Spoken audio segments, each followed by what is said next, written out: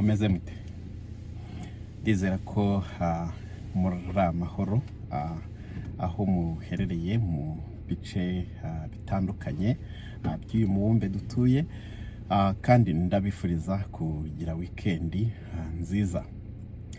Ntabwo mbatindira uyu munsi, nje kubabwira muri make amakuru y'ingendo niriwe mejo ku munsi w'ejo hari kwa gatanu itariki 29. Nari mfite amarandevu atandukanye yo guhura n'abakonsilita bari barandangiye ko bashobora kuba bafasha abantu gushaka akazi. Mbibutse ko iyo ikunda kuba imwe mu mbogamizi abantu cyane cyane b'iwacu bakunda kugira. Ushobora kuba wujuje ibindi byangombwa bisabwa kugira ngo ube waba eligible yo kuba selected nko muri express entry cyangwa kubona provincial nomination. Kaba warakoze indimi, uhagaze neza, ukaba educated, dufite nka bachelor's degree mu bintu runaka, ukaba ufite experience mu kazi, ukaba ukiri umujene utarengeje imyaka 40, ariko ugasanga ntabwo umuntu abona ama points ahagije kubera ko nta connection afite muri Canada. Ida nta muvandimwe hafite cyangwa se ngo abe yahabona job offer cyangwa se abe yaranahize, kuko warahize ibyo biguhesha amahirwe menshi. Ubwo rero ikiba gikenewe iyo ubonye akazi biragufasha cyane. Akazi rero gasa nakagoranye kukabona mu byukuri kubera ukuntu systeme yubatse. Nk'ubu ntabwo nshobora tuvuge ndamutse menye ko nka company nkorera irimo ifata ishaka abakozi b'abanyamahanga kuko yenda babuza abakozi hano, ntabwo nshobora kugenda ngo mbabwire ngo mfite abantu bari gushaka akazi kandi bujuje ibyangombwa mukeneye. Ntabwo bishoboka. Kugira ngo ibyo mbikore nsabwa kuba mfite uruhushya mpabwa na leta. No kuvuga ngomba kuba ndi umu recruiter wemewe na leta ubifitiye uburenganzira. Ibyo rero bikorwa n'abantu bafite uburenganzira bahawe na leta, baba bafite license imara umwaka bagakomeza bayirenewinga uko buzuza, bakomeza buzuza ibyo leta ibasaba. Nibo bantu bonyine babyemererwa. Benshi usanga ari abanyamategeko cyangwa se ari abakonsilita n'ubundi babigize umwuga batanga service za immigration, ariko bakaba barashatse na license yihariye ibemerera kuba bafasha companies zitandukanye mu gihugu gushaka abakozi guturuka mu bihugu bitandukanye. Amarandevu yose nagiyemo ejo, navuga ko bose abo nagizeho nasanze badakora ibyo bintu byo gufasha abantu gushaka akazi direct, ahubwo bo bakorana na company zo zifite abakozi zamaze kwibonera, noneho abanyamategeko bagafasha izo company kuba umuntu yaba hired mu buryo bwemewe n'amategeko kuko aba ari umunyamahanga. Ariko amakuru meza arimo nuko babashije kumbonera umwe mu bakonsilita nasuye yabashije kumpa liste y'amagence atandukanye y'abantu bafite license zo kuba bahayaringa bafasha company zitandukanye muri iki gihugu gufata abakozi mu mahanga. Ubwo rero ni liste nini. Let me check. Ni liste nini. So bampaye liste nini. Iyi ni liste yemewe nayikuye ku mukonsilita umwe. Iriho amagence atandukanye aherereye mu bice bitandukanye by'igihugu. Murayibona ni byinshi. Hanyuma rero icyo nashoboye gukora mu mwanya nari nsigaranye, nagerageje kugenda mpamagara zimwe mu ziriho kuri uru rutonde. Nababwira ko iyi ni liste yizeye kuko ituruka muri Employment Standards Office. Muyihe province? Which province is this? Manitoba. So iyi ngiyi yavuye muri office ya Manitoba. No kuvuga ngo baba bafite urutonde rw'amagence yemewe afite license ibemerera guhayaringa abanyamahanga. Haba hariho n'amatariki y'igihe, ntago mwashobora kubisoma, ariko haba hari amatariki y'igihe license bafite ibemerera guhayaringa igihe izarangirira. Bamwe irarangira muri December, abandi mu kwa mbere umwaka utaha, mu kwa kabiri, mu kwa gatandatu, mu kwa karindwi, mu kwa 9. So license irangiye ariko baba bashobora kongera bagasaba indi. Izi agence rero ntabwo mu by'ukuri ntabwo arizo zitanga akazi, ahubwo zikorera companies zitanga akazi. No kuvuga ngo zifasha ama companies ashaka abakozi, bakabafasha gushaka abakozi hirya no hino mu mahanga, hanyuma bakabashyikiriza company. aho rero nagerageje kubona bemera application z'abantu bari gushaka akazi. Nabonye nk'ahantu habiri.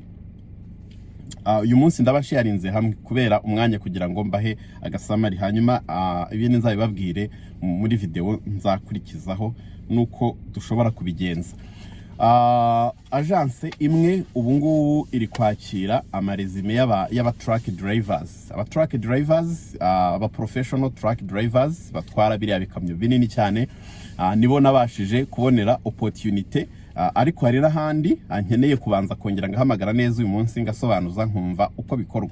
So abantu rero batanga resume yabo, ukuvuga no gutanga resume tukayishyikiriza iyo agence nayo ikareba kuri resume ikayishyikiriza company zikeneye abakozi, hanyuma company yazaba impressed ikabona bihura ikaba yagukontakita ikaguhamagara bakaba baragukoresha interview. Process nuko zimeze. Navuga ko ntabwo biri direct cyane ngo umuntu ahita akubwira yuko akazi kizewe no gutanga resume, ubundi nabo bakagerageza kugenda bakora ama contact, hanyuma umuntu basanze bimeze neza akaba yazaba umunyamahirwe, akaba yabona offer imwemerera kuza gukora akayishakiraho visa.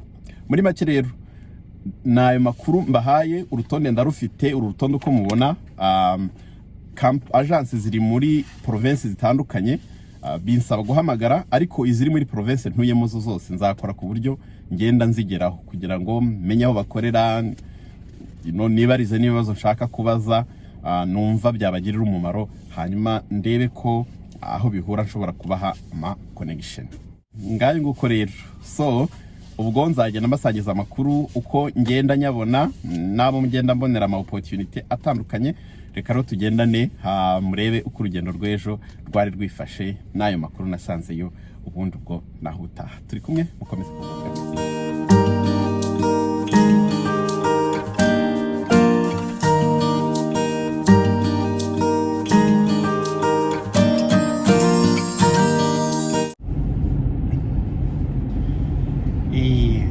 Nkuko nari nababwiye rero nagize ntya bitamagashati ndizindura. Nari mfite rendezvous yo kujya kureba ahantu consultant umwe yandangiye bashobora kuba bafasha abantu gushaka akazi. Ofete amakuru ya hano barayagurisha.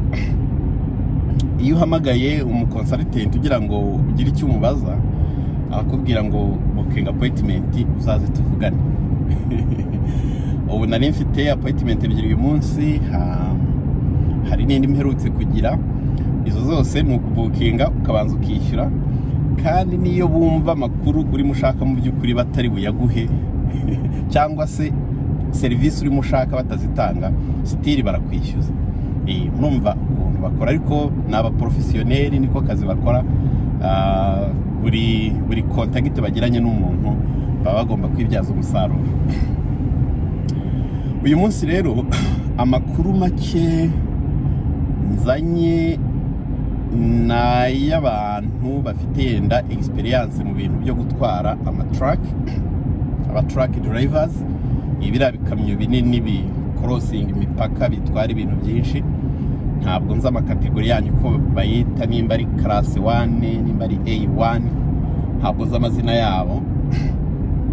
Ubwo rero nimba hari abantu bakurikira bafite perimi yo gutwara ama truck ari manini, bese n'aba professionnel muri ibyo bintu, bakaba bavuga icyongereza, byensiri bashobora gukomunika neza, kuko murabyumva ko baba bakorana n'abantu batandukanye. Communication is very important. Bakaba bafite experience. Abo bantu nshobora kureba ukuntu balinkinga n'umurikruta ushobora kubafasha gushaka akazi.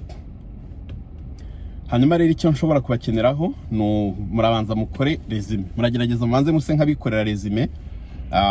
Mujye kuri Google murebe resume y'umu truck driver muri Canada uko ibimeze, hanyuma mugerageze kuyikora muri situation yanyu, hanyuma iyo resume mukazayimpa nkabafasha kuyeditinga neza, hanyuma umuntu akabona kubahuza niyo agence ishobora kubafasha. Ikikora nayo rero ntabwo ari itanga akazi, ariko ibifite company bakorana ishobora guhita ifata resume yawe ibonye imeze neza na experience ari sawa, bakayoherereza izo company bakorana, bazashima bakabona ibintu ari sawa, ukaba wakumva baguhamagaye cyangwa se bakwandikiye bakakubwira ko bashaka ko mwakorana interview kugira ngo bumve na communication skills zawe. Ayo namwe mu makuru aryoshye y'uyu munsi. Aba truck drivers, ukaba uvuga icyongereza, ukaba ufite na experience, utwaye igihe kinini, ayo makamyo manini ubwo nimba ariyo mwita ama truck, ntabwo ari ikamyo ari yose, ni ziriya nini zipakira ibintu byinshi zikorosinga imipaka. Ubwo nabo bantu murumva icyo mwaba mukeneye, ndaza gushyiraho nimero ku bantu bumva bari muri icyo cyiciro, bashobora kunyandikira kuri WhatsApp cyangwa bagasiga voice, nkumva nimba bujuje ibyo bisabwa, umuntu akaba yabona uko abafasha. Hanyuma abandi ndi kurebera na abantu bo muri construction bafite experience muri construction, bakaba bafite bachelor's degree cyangwa se yenda na diploma mu bintu bya construction, bakaba bafite experience barakoze, bakaba bavuga icyongereza. Ugomba kuba bavuga icyongereza neza kuri level yenda ya 5, ugomba gukora test IELTS ukabona level 5. Abo ngabo nabo ndimo ndabarebera. Hari dini ushobora kubabonera, ariko bisaba ko mbanza nkavugana n'abo bantu nkumva uko bimeze na profile yabo. Abantu muri construction ufite bachelor's degree, warakoze language test ubwo ni English, ukaba ufite level 5, ukaba warize yenda mu Gifaransa. Uramutse warize mu Gifaransa nka secondaire byaba ari akarusho, ariko ukaba uvuga n'icyongereza. So abo bantu nabo baramutse bahari, umuntu ashobora kuvugana nabo tukumva uko bimeze.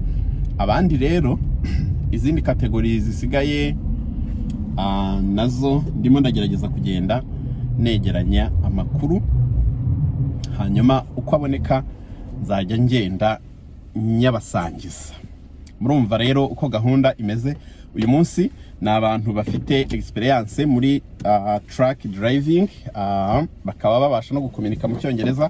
Abandi ni abantu muri construction bafite experience, bize bafite diploma yo muri college cyangwa se bakagira bachelor's degree, bakaba barakoze English test, bakaba bafite level minimum 5, hanyuma bakaba ariko bavuga n'igifaransa. No kuvuga uramutse warize nko mu Gifaransa, cyane cyane abantu bize system ikiri mu Gifaransa nka secondaire, wanyi secondaire mu Gifaransa, cyangwa ukaba ufite ubundi buryo washoboye kwidokimenta ukiga igifaransa ukumva ushobora gukomunika.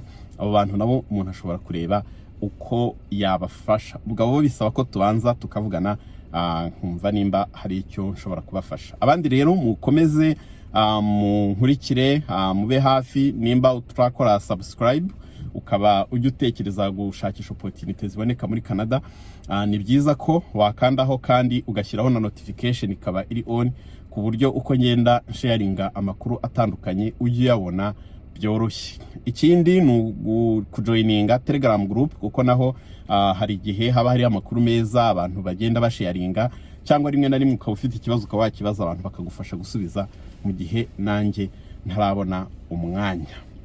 Ndumva rero amakuru y'uyu munsi nayo ngayo mbaye mbahaye uyu munsi. Nawuhariye kwirirwa njya mu appointment, mfite appointment nkenye uyu munsi. Ubu ndi kwitegura kujya mu yindi kureba undi mu consultant nawe ushobora kuba yaba akora ibintu byo gufasha companies gushaka abakozi baturutse mu mahanga. Nkagenda nkumvanaho uko bimeze. Uko nzagenda mbona amakuru nzagenda nyabasharinga. Cyane cyane nababwira ko amakuru agezweho menshi ubundi kujya sharinga ni ibijyanye n'iby'amashuri, opportunity z'amashuri kubashaka kwiga, hanyuma n'amasikolarship nayo ndi kugenda mbirebaho, hanyuma n'ibijyanye n'akazi. Ariko ubwo mwumve ko akazi gashobora guhita kajyanirana n'ibintu bya immigration.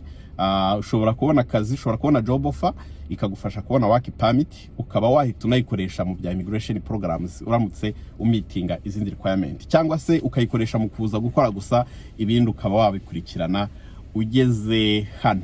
Abantu bagiye bambaza nyine n'ibintu bitandukanye nk'ibijyanye n'amakonferanse, ibyo byose umuntu yagenda bikoraho, ariko mbibutse ko kandi kubera iyi porogaramu yo kugabanya imibare y'abantu binjira mu gihugu, harimo visa zizajya zigora kuboneka, izirimo izo gusura, izirimo izo kwitabira amakonferanse. Bivuze ko requirement zajya ziba ziri high, ugomba kuba ufite ubushobozi buri hejuru cyane, ufite uhagaze neza aho uherereye, nta kibazo cy'imibereho ufite, nta kibazo cya income ufite, ku buryo batabona ko gahunda ari ukuzira kuri iyo visa kugira ngo uhite uhaguma. No kuvuga ko izo visa zishobora kuba muri visa zizajya zigorana muri imyaka 2 iri imbere nk'uko babitangaje.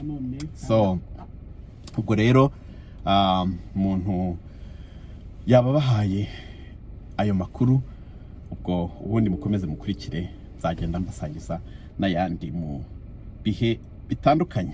Nimugire ibihe byiza, muryoherwe na weekend, kandi muhahe muronke abari ku mirimo itandukanye n'abandi muri kugerageza ibindi bintu bitandukanye, mukomeze mushakishe amahirwe, niyo mbifuriza gusa, kandi ubuzima buzira umuze bukomeze kuba ubwanyu n'abanyu bose.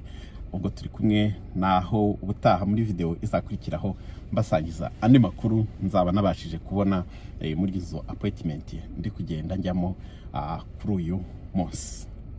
Ciao ciao.